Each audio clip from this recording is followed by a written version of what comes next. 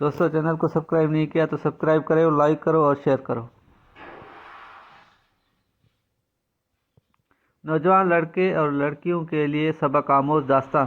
ایک نوجوان نے عالم دین سے پوچھا، میں ایک جوان ہوں اور نامحرم دیکھنے کے لیے مجبور ہوں اور اپنے آپ کو نہیں روک پاتا، اس صورت میں کیا کروں؟ عالم دین نے اس کی بات پر غور کیا اور اسے ایک برتن دیا جو دودھ سے لبالب بھرا ہوا تھا اور تاکید کی کہ کوزے کو فلاں جگہ تک لے جاؤ اور خیال رکھنا کہ دودھ نہ گرے۔ پھر کہا، میں خود بھی ساتھ چلتا ہوں، اگر تم سے دودھ گرا تو میں سب لوگوں کے سامنے وہی تمہیں اس چھری سے ماروں گا۔ جوان کوزے کو صحیح و سالم منزل تک لے گیا، اتنی احتیاط سے کہ ایک قطرہ بھی دودھ کا نہ گرا۔ تب عالم دین نے اس سے پوچھا، راستے میں کتنی لڑکیوں کو دیکھا؟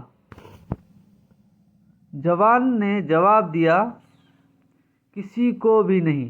میں اس فکر میں تھا کہ دودھ کو احتیاط سے منزل تک پہنچا دوں تاکہ لوگوں کے سامنے میں مار کھا کر ذلیل نہ ہوں۔